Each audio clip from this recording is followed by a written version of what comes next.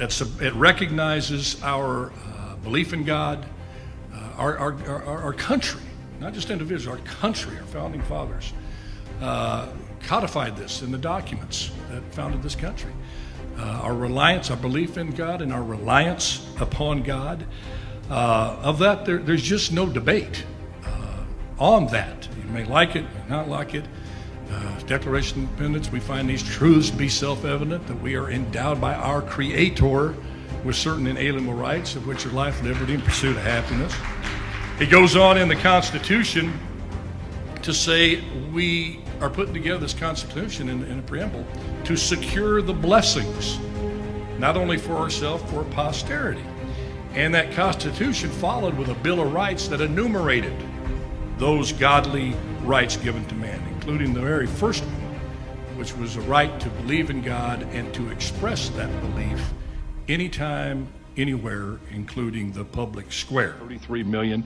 It's proven to the money investors that people want something to feed their souls, not just their worst desires. Absolutely. And yes, indeed. This kind of sums up my entire dialogue career on the heat of the night. You ready for this? Okay, this is it. My 7 years on the heat of the night. My dialogue all summarized into this. Get right on it, Chief.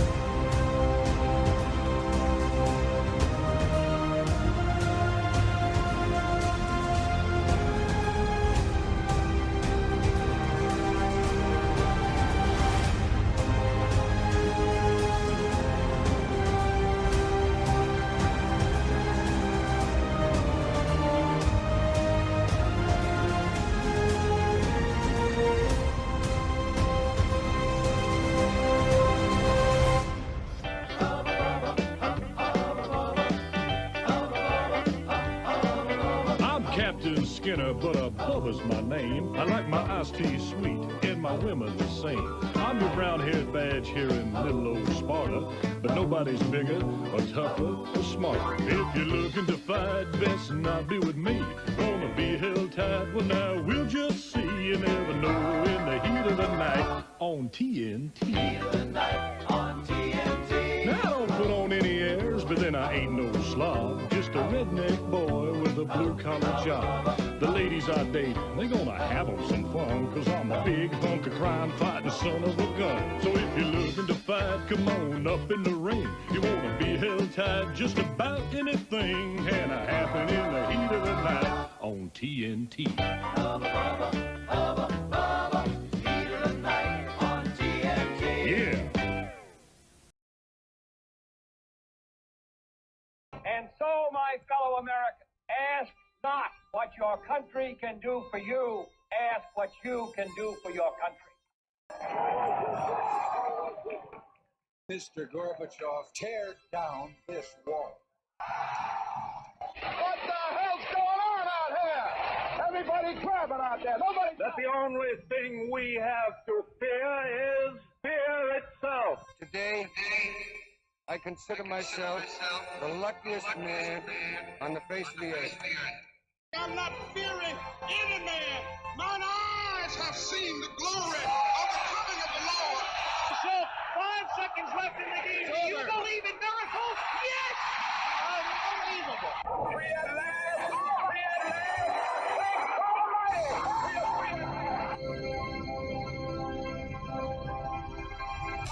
You're listening to the Alan Autry Show on the best talk in town. Talk Radio 1550 KXEX. Call Alan now, 559-899-1550. And welcome to Alan Autry No Retreat. So honored and humbled to have you with us, whether you're listening through the airwaves emitted by the radio stations, powerful KXEX here in Fresno, online or whatever.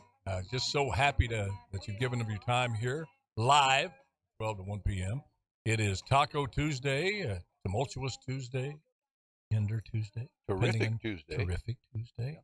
Always works. Honey, that's Bullet Bob. Hey, this is like real radio. Welcome. This Huh? is like real radio today. We can't see ourselves, Well, and that's probably a good thing.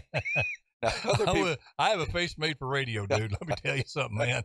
But I noticed. this is like the old days. We were looking at each other, folks. You can't see. Well, even if you're watching online, you can't see where the cameras are. But the camera, my camera that was on me, they have singles and the wide, the what they call a master shot, has both all the guests in the shot. Then singles, Jeremy's back there switching them back. Great director. But the camera that's usually like 3 or 4 feet from me, on me, my single is back against that far wall. Yeah. And I'm reminded of the Tootsie. The scene was it Tootsie where she's doing the soap opera, or he's doing a soap opera, and the control tower says, pull her back. Pull it back to make her look good. And she says, how far? He goes, to Cleveland. I mean, that works for us.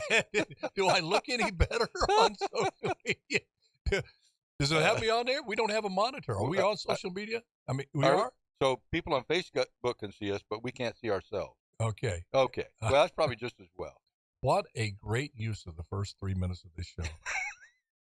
But people need to know. We educate them what goes on here. Well, there's no secrets. We're transparent. We are transparent. Well, that's a word that's used a lot, isn't it? Transparency in politics. What an oxymoron.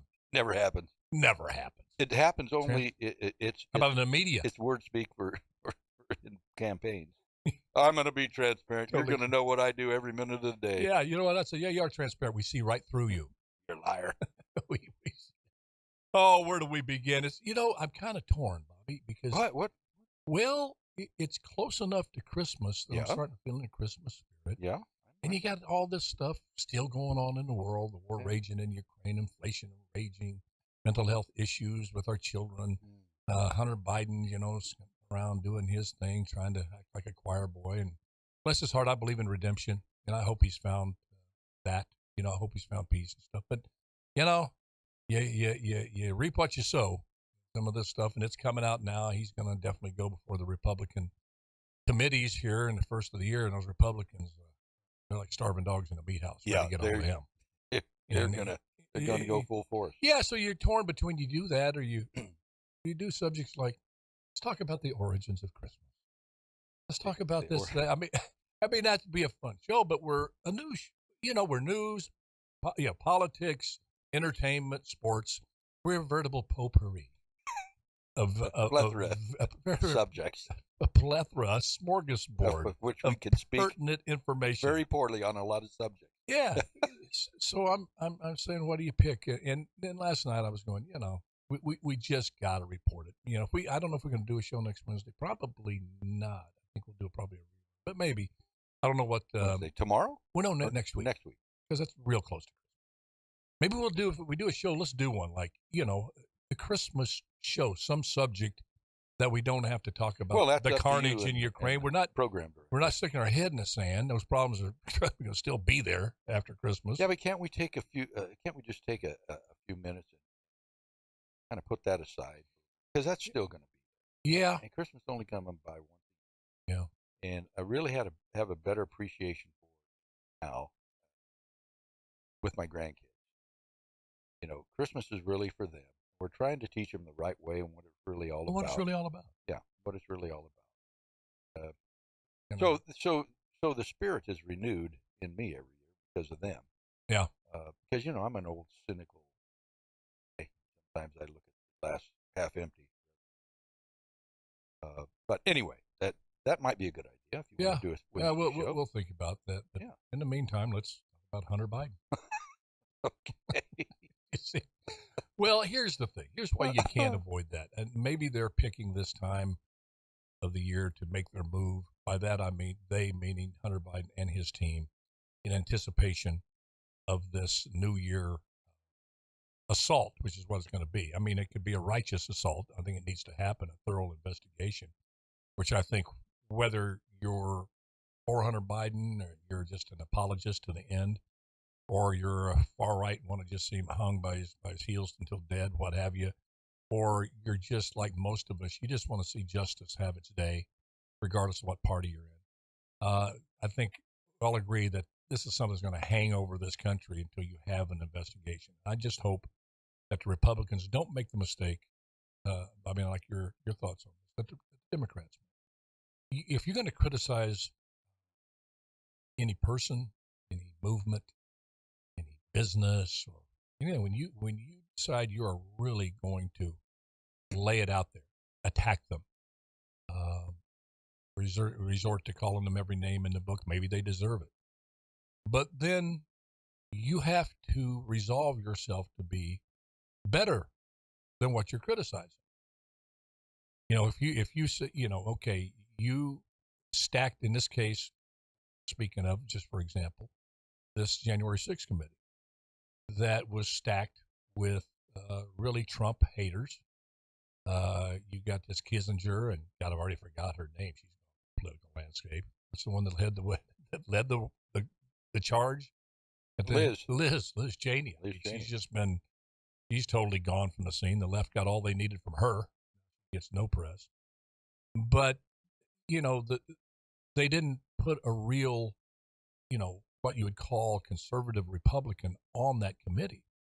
You have total Trump haters on the left, and you've got the Republicans who are never Trumpers that have stated that openly. And then you think you're going to get a fair analysis, a fair investigation, an investigation that you could say, okay, they may not have it all right, but I know more now in terms of the truth after this 6 months, year and a half investigation than I knew before. I can trust I know a few more facts rather than saying this thing was produced by a Hollywood producer. They brought in just the witnesses that they wanted to. They allowed no cross-examination at all on the witnesses. You kick Jim Jordan and these other guys off the committee from the get-go. So I hope that the Republicans don't do the same thing. I would advise them, look, you take whoever, this guy Jeffries, that is going to be the new minority leader in the House, whoever he wants on there, put him on there. What's your thought? Yeah, I don't have a problem with that. The problem that I had with the Jan 6 committee is just like you said. If you're going to stack the deck, if you go in with the idea of this is the outcome that we want when it's all said and done, then you're going to stack the deck in your favor to get that outcome at the end of the day, right? Well, that was the end of the day. So you're going to stack the deck. Was there any, there's no impartiality. There was no independent thinking in any of that. That was simply bash and trash the whole time. So if with the Republicans going to investigate Hunter, I think you're right. I think they need to step up and have a bipartisan committee, or however they're going to run this thing, of people from both sides appointed, and really try to dig for the facts instead of dig for the bashing. And let's come out. And I like your thought about let's find out something more than I didn't know going into this. To be able to trust that. Then we didn't know going. Yeah, exactly. Yeah. Otherwise, it's the same old story. It's all you're all against him. You've been against him since day one. Nothing he says or does is going to change anything. Well, we have to find out what the facts are. And if you want to look for the facts, you've got to have a good bipartisan committee that's really interested in that, rather than what we saw earlier with just the bashing of the. And nothing comes up. And there's so much tied into this. The Hunter Biden issue over whether he sold influence to his father. Okay, it looks like if you have a gun there and there seems to be some smoke coming out of that gun. And it doesn't look good. And you need to find out. But there's so much more involved in this. You're talking about especially with these emails being released by Musk, Twitter, these whistleblowers that are coming forward from the FBI and other security agencies that say that they're coming for saying that the FBI, the DOJ, to a lesser degree, but in the mix was the CIA, the whole alphabet soup of agencies, were part. This part, they actively took a side in the election to keep Trump from getting elected and hiding everything that might be injurious to Biden to stay in. And that kind of, we were going, why is Biden in the basement? He's not coming out. He's not campaigning. Well, that was the strategy. You stay in the basement and we'll run interference for you. We'll be out here and we'll get rid of.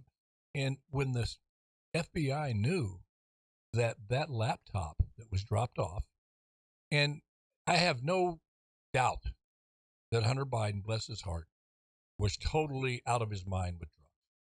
I've had family members. I've been in that world. You do stupid things like leave a laptop with emails from all over the world, stuff that could send you to jail for 150 years, and you leave it there and forget about it. That's what drug addicts do. So you can find that hard to believe. Believe it. I believe that absolutely. So, I wish him through all of this that he finds peace in his heart, that he finds some redemption inside his own soul. But there's this thing called justice.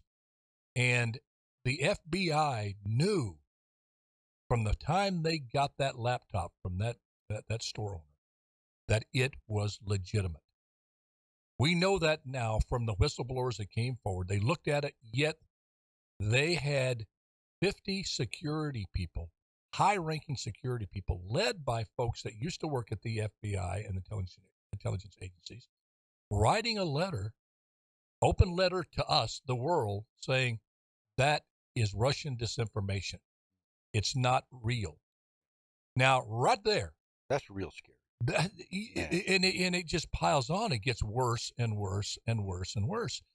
So the Republicans have a big responsibility to do this right. Absolutely. Because there's so much connected to that.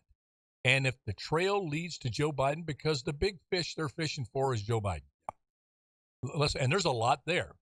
The big guy and Hunter complaining through his emails that he has to spend a lot of his money paying for Joe Biden's residence and this and that. I mean, that's classic money laundering of corruption money.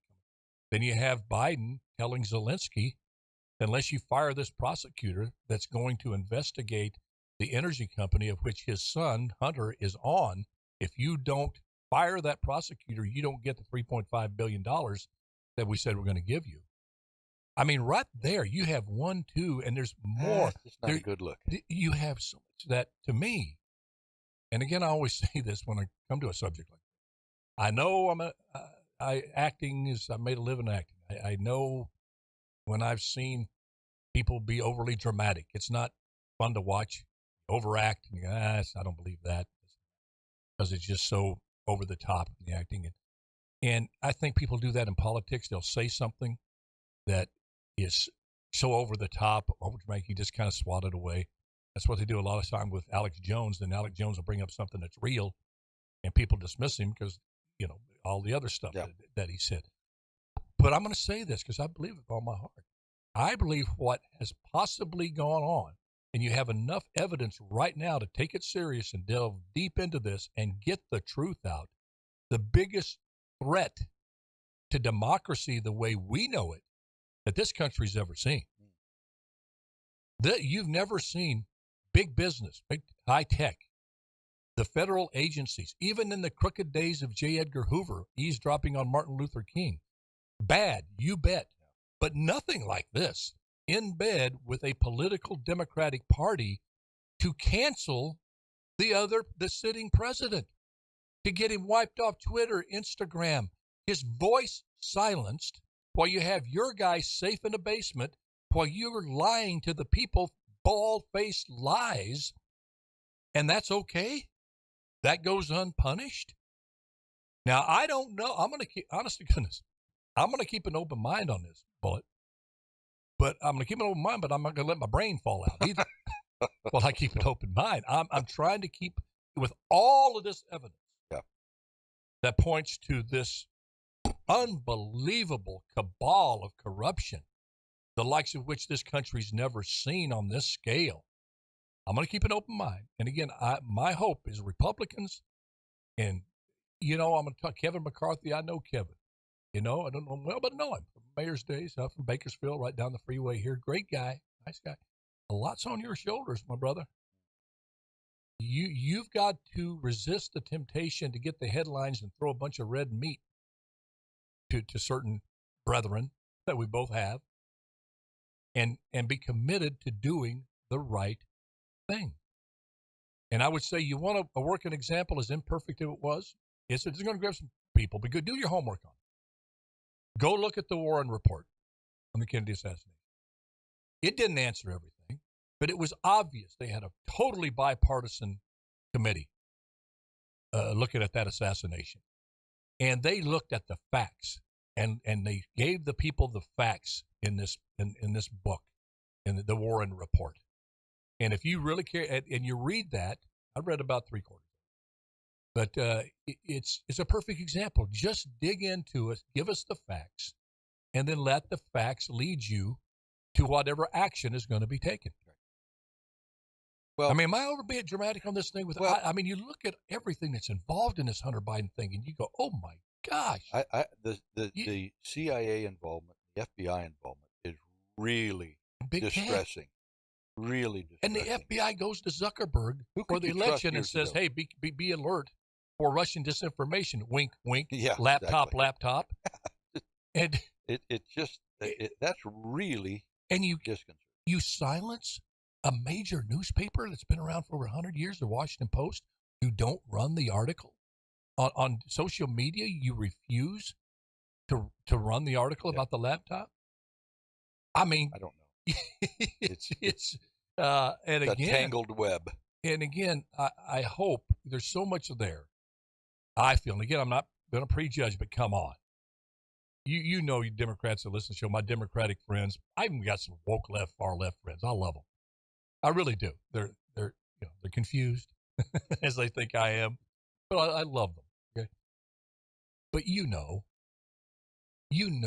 what's going on here. You know, there's an old saying that when you get to, caught in a ringer, I used to do laundry with ringer, and every once in a while you'd get a part of your upper anatomy caught in that ringer, and it was very painful. And you get your hand caught in the cookie jar, all of those things. You know this is bad. You know it's indefensible. You know it's corrupt from top to bottom. And you probably really know, and you're talking about getting shadow banned. We're going to get shadow banned here. But the way it looks now, if you were a betting man, take politics out of it. You just looked at what's out there right now that we know for sure about the laptop, who was involved, who knew who, when, what, when, where. Testimony from Bobulinski, pictures, Biden meeting with these people he says he never even talked to. Can you believe that a father would never talk to his son about his business when they're in business together? Do you really going to believe? Now, come on. You know that at this point, there is overwhelming evidence right now for an investigation at the very least that Joe Biden could be compromised with stuff that other countries have on him. Now, you had no problem saying that Trump was totally corrupted and was in a lackey for the Russians, Putin's yes man. You had no trouble based on, I would say today, what evidence? You impeached the dude twice.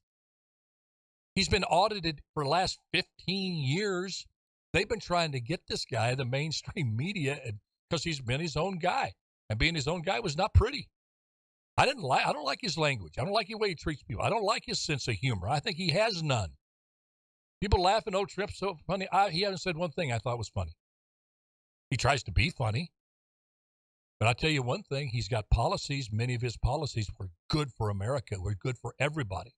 When you have policies that reduce African-American unemployment to the lowest level ever, Hispanic unemployment to the lowest level ever, when you stop this carnage on the border, people getting raped, human trafficked, sold into sex slavery, and you put a halt to that in 4 years, you bring the Middle East together, you get 4 or 5 countries to sign a peace treaty with Israel.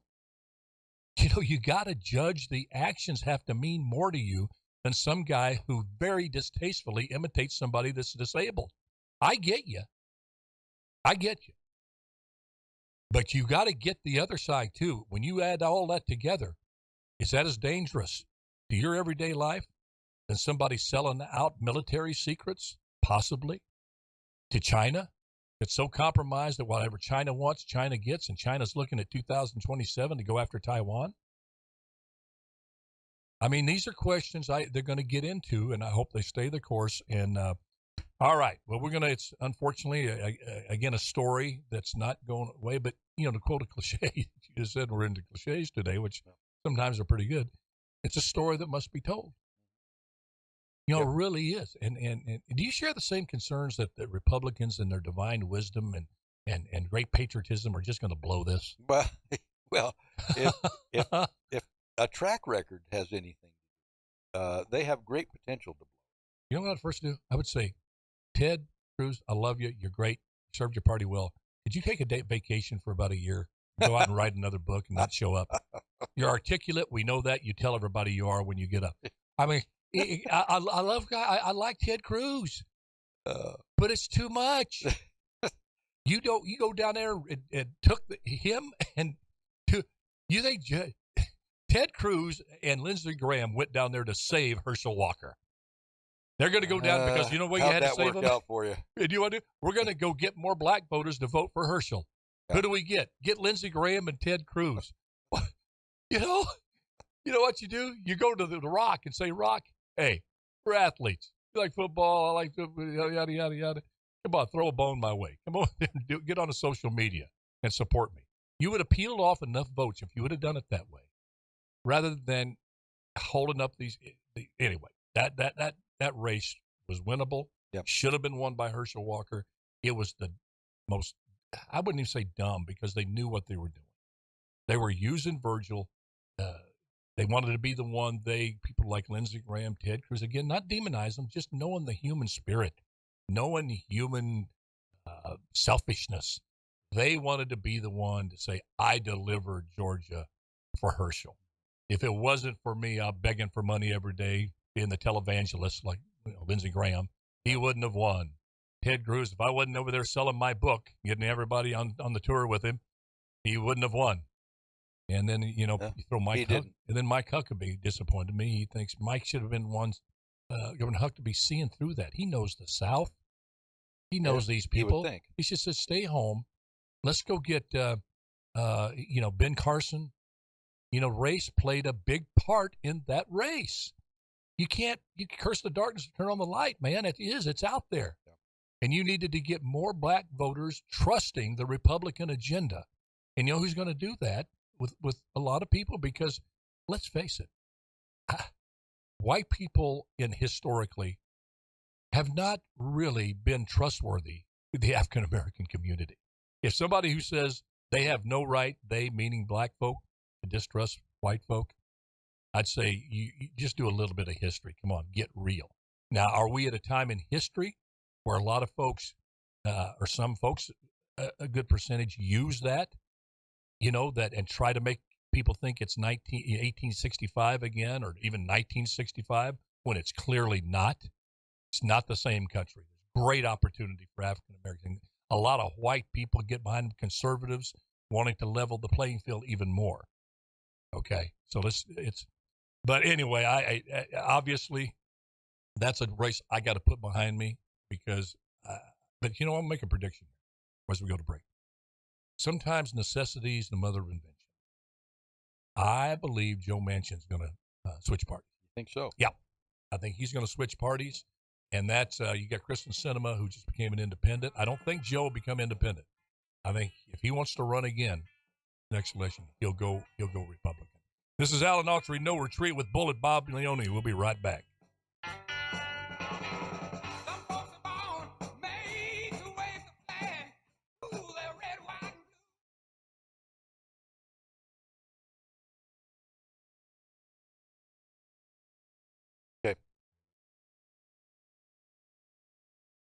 Okay. Who knows? What do you think Derek Carr's going to? Yeah. They look. Probably.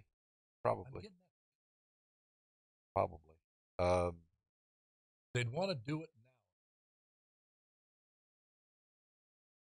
Well, and while they can get something for him. Yes. While he's still. I mean, that's a great question. I mean, you put him at Tennessee.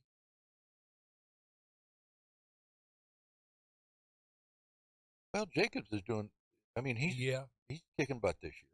I think that. Well, there's your key. Yeah. We were so worried all this time about him getting an offensive line. Looks like he's got a fairly solid offensive line now. But although their defense has never been great in the last year, the way they've played in the second half of some of these games is just, I mean, if you didn't see it, you wouldn't believe it. So they really got to shore up their defense. And doggone it, Hoss. Dave and I talk about, Dave Ramirez and I talk about football all the time. And I have always said that dadgum prevent defense prevents you from winning. It has caused so much. It prevents you from winning. I agree. So so you're going to drop all these guys back. Now you got a 3-man rush going up against a 5 or 6-man line. That's never going to work. And so what happens? The quarterback's got time to throw, and he's going through all his reads. Yeah. Which one do I want? Stop it. That's why he can go 98 yards in 2 minutes with no timeouts. No, I agree with you 100%. And win the game. Because if they play I hate that all prevent of the defense. Great.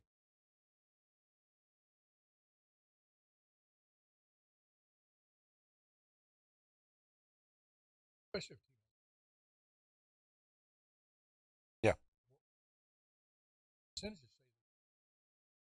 50 seconds? They go deep. So why would you? You're afraid somebody's going to break it. Right. You go man to man. That doesn't happen often anyway. But it always happens. Start on your 10. You got a decent. You guarantee you're going to get to midfield without anything happening. Bing, time out, sideline, boom, boom. You're going to lay off. So you're going to get in the 50 yards. 30 seconds. Then you get a few more yards and everything. So they're 4 down territory. Right. I agree with you. But I mean, to go 90-something yards with no timeout in the last. These guys. 10 seconds? I said there was. Showed a close up in there.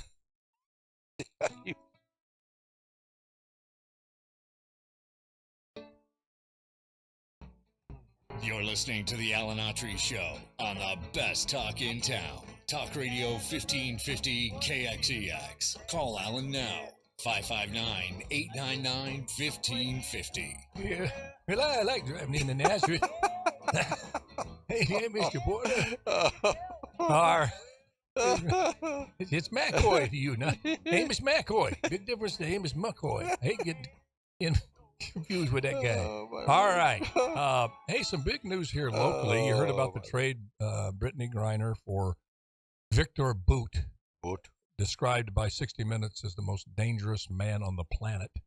Got blood all over him for decades and will be back on the battlefield in Ukraine leading the charge. Yeah. But we got Mrs. Griner home, and that's good. Yeah. Don't read me wrong. Yeah, I think that's good. What a trade. I mean, everybody's saying you should have got more. Not that she is less. Come on, folks. You know what we're saying. You know, the guy that they released definitely is going to wind up killing people, innocent people.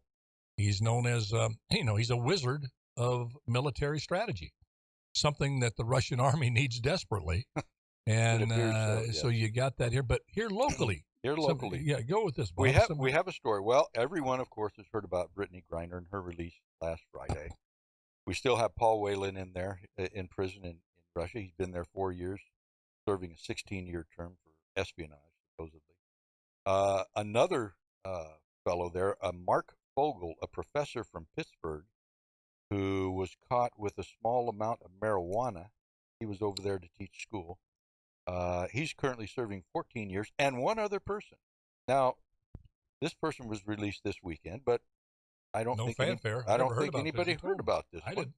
She had no help from the U.S. government.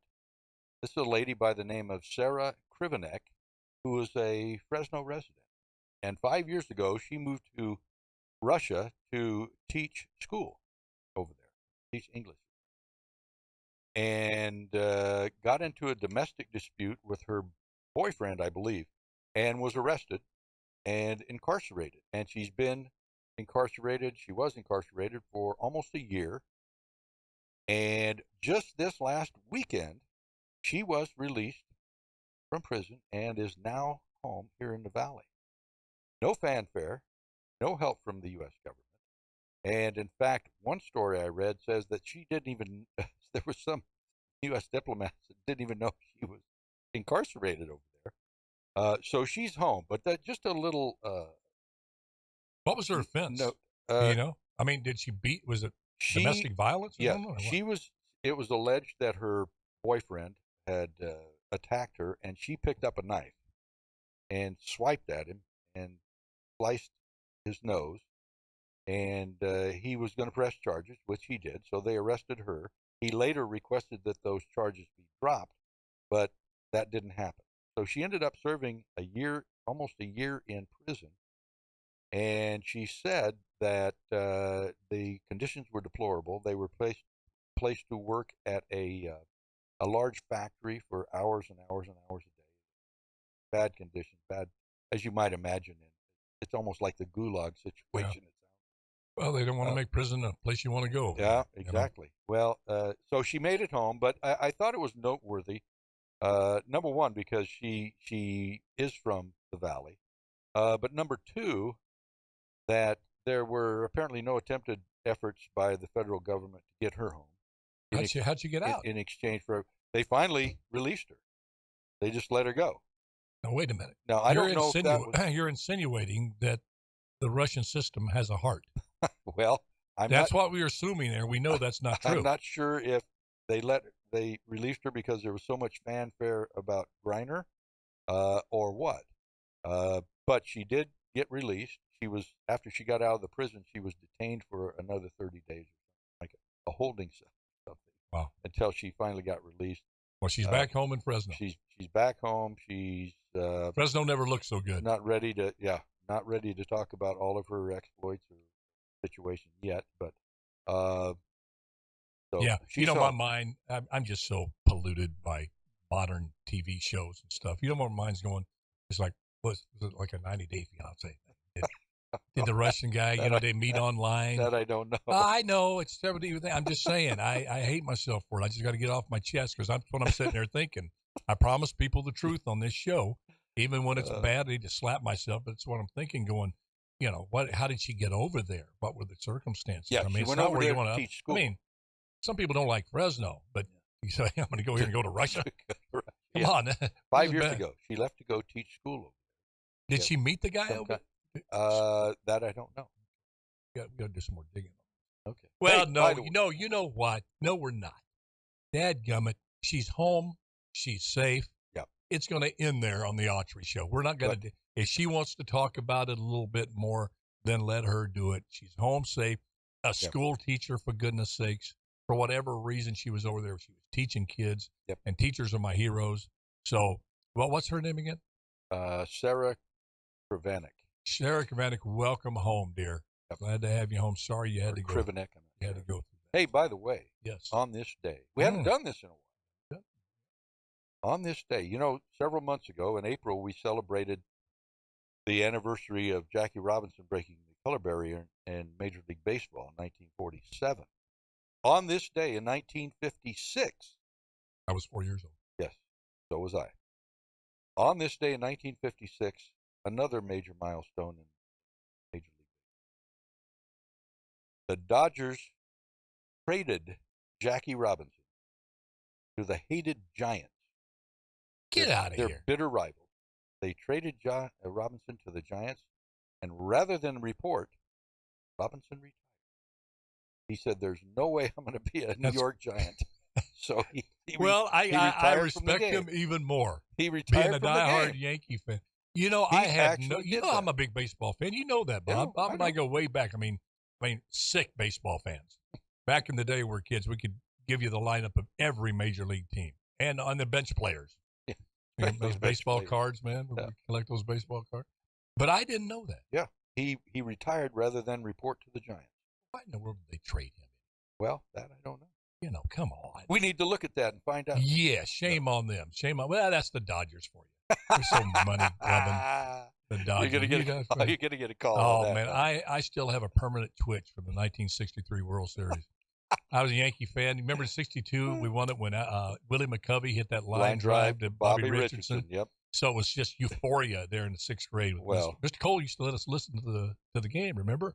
It was euphoria for you. Yeah. I cried. I know, but I was happy. Yeah. I consoled you. And then next year, I'm all set for the Dodgers. We're ready. And they sweep the Yankees in 4. Gosh, I hated Sandy Koufax. All day games. Just to mention the name Sandy. Huh? All day games. All day games. God, it was so. No, sincerely, I was physically sick for, 3 or 4 years about that. Well, whenever I think about baseball. At least it's purged from your memory now. Yeah. 70 years later. You know, Mickey Mantle, Jack Hyatt. Remember Jack Hyatt? Yeah. Yeah, great baseball player. He's the catcher for the Giants. When the Giants were out here, when they first came to Fresno and for the Fresno Grizzlies AAA team, we would sit at Biden Field. Everybody would sit out in that little Biden Field. Well, a lot of the players would sit with us. We'd sit back there, and scouts, and Jack Hyatt was out there. And he was telling me about Mantle was up against Koufax. He was catching. And Koufax throws the first one, just heater right on the outside corner. Mickey checks it, strike 1. The second one is a heater on the inside. Mickey starts to swing, boom, it's in there. Then the third one is a curveball that falls off the table, and Mickey swings and misses. And as he's going back to dugout, he looks at Jack and says, Jack, how am I supposed to hit that crap? Now, he said another word. But you wonder what's going out there on the field, because I remember him looking back at the catcher after that first at bat back in the day, wondering, what he said, to the guy. Yeah. It was a little, I got to tell another story. Okay. Because it's still with Jack Hyatt as well. It was right after the Giants and Dodgers had that big brawl where Juan Marichal hit John Roseboro with the bat. Yeah. Well, that was crazy. That was a lot of the insane. Folks our age, baseball fans, remember that.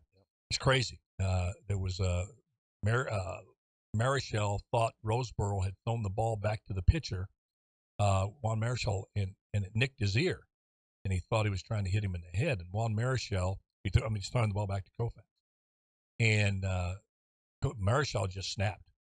He turned around with his baseball bat and just started pounding Roseboro. Opened up cuts on his head. Koufax come running in. They broke it up. Well, a few weeks later, they were playing again. And you could feel the tension, apparently, there. Just you cut it with a knife. And it's same Marichal, Koufax. So everybody's waiting. Marichal throws one inside, I think, 3rd inning. Just inside. Crowd. Oh. Jack said, Sandy comes up to bat the next inning. And he says, you got to understand something, Alice. Sandy was quiet. He never said anything. He didn't razz anybody. He was a perfect gentleman. Never told anybody. And he's getting ready, settling in. And Sandy says, Jack? I'd never heard his voice ever. He said, yes, Sandy? He goes, if Marichal hits any one of my players, I'm going to hit you with the baseball. And Jack said, but Sandy, that'd be murder. You can't do that. And then he struck out. So Jack, he says, Alan, you got to understand how hard this guy threw. I mean, he did. Hey, you didn't see the ball just halfway on. So I said, what'd you do, Jack? And he says, I went back to the dugout and I looked at the whole team and said, any of you suckers, pitchers, hit one of their players, I'm going to kill you. And he swears that happened. Well, Hyatt was a pretty good catcher for the Giants for a few years. Great. But he was a scout for many years. A lot of great stories. Okay. I am officially an Elon Musk fan. Oh. And not for the reasons, probably for some of the reasons you think. Man, the guy, has laid it all on the line for freedom of speech. He gets it. He's ready to put his popularity, his reputation, his fortune, his money on the table there. And you knew when he said he was going to reform Twitter, you knew what was going to happen. Twitter was one of the great weapons used by the left in this little diatribe I went on early on in the show to, I think, illegally influence an election.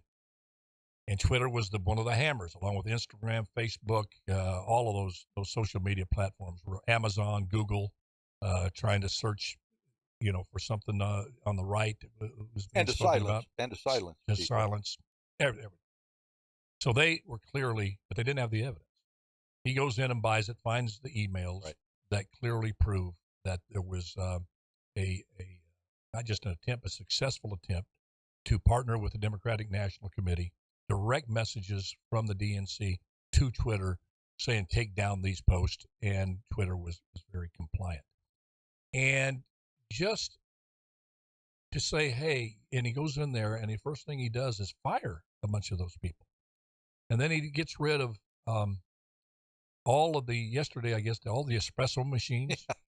The treadmills. The treadmills, espresso machines, beds, and got rid of it all. The amenities because people weren't working, obviously.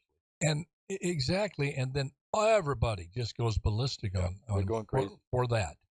And just another example of how disconnected this Democratic Party and woke left is with the average everyday American. I mean, it's one thing to cancel somebody, innocent people, cancel them because you don't agree with them politically, and then try to destroy their life, their ability to ever make a living again, just completely demonize them. But there's something even more infuriating when you visualize them sipping an espresso while they're doing it. And then, you don't get it in a sense, hey, when I'm getting a little tired, hey, Sean, could you come here and cancel these 35 far-right wackos in South Carolina? I need to take a nap. I've been, how long you been on? 2.5 hours. I am just worn completely out. Yeah, I'll be there. Hey, just wait. I'm almost done with this foosball game. I'm about ready to beat Troy. Foosball, they did. I got Troy on the ropes here, and I'll come and take care of those far-right wackos in a second. Hey, can you get me an espresso, a little latte before I get there? Sure thing, Sean. Thank you. I mean, toss a bagel in there, would you please? It's even particularly, you get what I'm saying? Oh, yeah. It was. People are just saying. It was worse than and it's so arrogant. It's so elitist.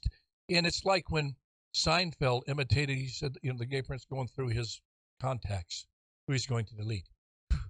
Do I delete today? He's going through his he got all sorts of trouble on that, but that's kind of the attitude that a lot of the culture had there. And then today, and I want to get your thoughts on it. I don't know if you read The Atlantic. Not exactly. I saw the article. You saw the article. I read the article. Here, I'm going to read this real quick, and I'm going to get Bullet's reaction. He is, in this article, Elon Musk. It's a long The Atlantic is I'm just going to read it first. Elon Musk is a far-right activist. That's the headline. Elon Musk is a far-right activist. I'm going to blaze through this. But just the first couple of paragraphs will give you the tone of why they feel he's a far-right activist. Here it is, quote, by Charlie Warzel of The Atlantic. And underneath the headline, Elon Musk is a far-right activist, is the sentence, one tweet says it all. Okay, here he goes. If there's one tweet that will tell you everything you need to know about Elon Musk, it's this one from early this morning. In 5 words, Musk manages, okay, here's the tweet first. Elon, text, my pronouns are prosecute Fauci. Prosecute and Fauci. Okay? Okay. In 5 words, Musk manages to mock transgender and non-binary people, signal his disdain for public health officials, and send up a flare to far-right shipsters, doo-doo posters, I don't read that, and trolls. The tweet is a cruel and senseless play on pronouns that also invokes the right's fury towards Anthony Fauci, the chief medical advisor to President Joe Biden, for what they believe is a government overreach in public health policy throughout the pandemic and an obfuscation of the coronavirus origins. Quotation in parentheses, Fauci, for his part, has said he would cooperate with any possible investigation and has nothing to hide. Beyond its stark cruelty, this tweet is incredibly thirsty. As a right-wing troll memes go, it's dad level, 4chan Clark Griswold stuff, which is to say, it's desperate engagement bait in the hopes of attracting kudos from the only influencers who give Musk the time of day anymore, right-wing shock jocks. But that is the proper company for the billionaire, because whether or not he wants to admit it, Musk is actively aiding the far right's political project. He is a right-wing activist. Now, you put up something that's funny. I mean, it's a take. To me, it's kind of funny. It's not one to grab your belly jokes things and your. Well, this guy Charles was. But off of that, he was triggered. He got triggered by that. But isn't that something you cross the line and they get ridiculous? And that line is anything other than kissing the rear of the woke left agenda. You have to not even kiss the rear. You have to leave hickeys. You got to stay on there and really kiss that woke rear. And so they're very, very sure that you're on their side. Unless anything less than that, you're a far right activist. Yeah. Because you take over you buy a company and you want to see employees work, to not feel a sense of entitlement. Well, the left, and they have this enormous power, like I said, to cancel people. Whether we like it or not, bro, Twitter is the biggest form of communication around the world. Yeah. I don't use it. Yeah, but major people, well, not to turn out a major purple. I mean, I don't tweet that much either. But I tweet some. But it is, I mean, people, heads of state deliver policy by tweet now before they go in and do a formal old school press conference, even if they do that anymore. The tweet handles it because it's all about reach. The reach. They do these press conferences and they video them and put them online. The reach isn't as far as one little tiny tweet. So it is what it is. And you had these people who are so politically poisoned that they're in charge of what is allowed as free speech and what is hate speech. And here would be, and my hat's off to it. What's your to lay it all on the line like that? Yeah, I agree. I think you should win the Nobel Peace Prize. The left, I do. The left despises Elon Musk because he's a conservative businessman who just happens to be the richest guy in the world. And he now controls the social media platform, and they can't stand it.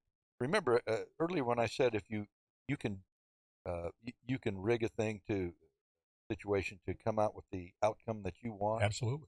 Well, when he mentioned that he was going to buy this platform, Twitter, the left went ballistic, and he said, "Well, he's going to do this and this and this and this and this." So they had already in their mind how corrupt it was going to become because in their mind.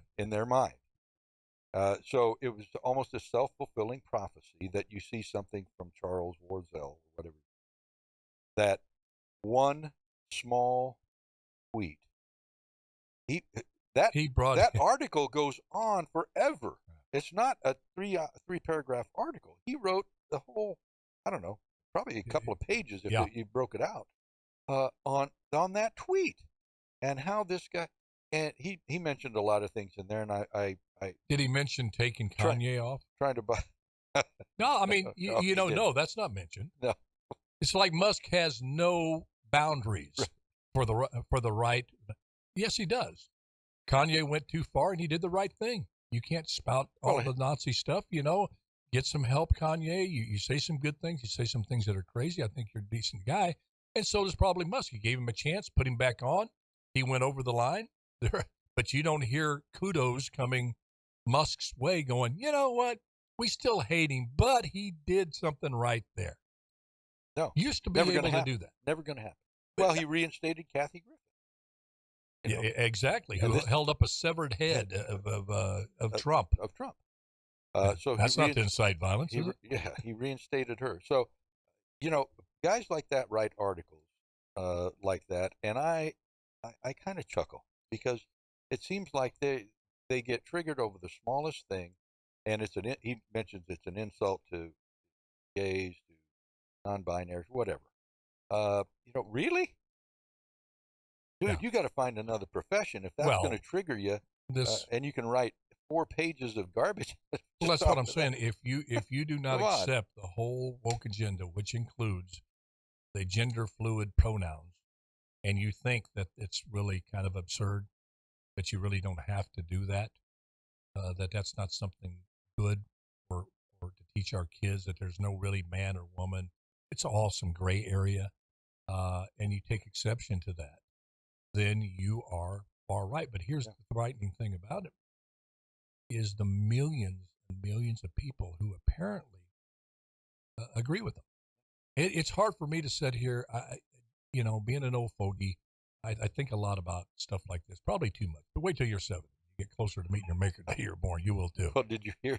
But I mean, you're sitting there going, what in the world does the world come to? That you're on the agenda for public discussion and discourse is whether you call a man, a woman, whether there's differences between male and female. Birthing person. Yeah, a birthing person, that man can give birth. You think, and it's like something literally that if you saw the episode on the Twilight Zone, which I love, by the way, you would say, well, that's so bizarre. You can't eat, that's not you anymore. Would say that was silly writing. Show us 50 years ahead of 60 years ahead of its time. Like I'm not man or woman. I'm in no man's land or no woman's land. I'm just, and I don't mean, I'm not being mean. You're not doing folks like that any favor. Help them find a gender. Help them find it. They lost it somewhere. There's no such thing as neutral. It just doesn't exist. I know that's going to get in trouble. And I don't mean any meanness by it. I really don't. Somebody who thinks they're gender neutral, I love to talk with them. I would love on them and care about them. And you would kind of maybe agree to disagree on some things. I've done that I've had great relations with people on the far left and that are willing to talk about it. Most of them are, but they don't have a voice. All right. Yeah, we got 21 seconds to go, Pearl, when the music starts. When Leonard Sly sings, Roy Rogers, it's time to go. Folks, thanks for tuning in. Wow. Merry Christmas.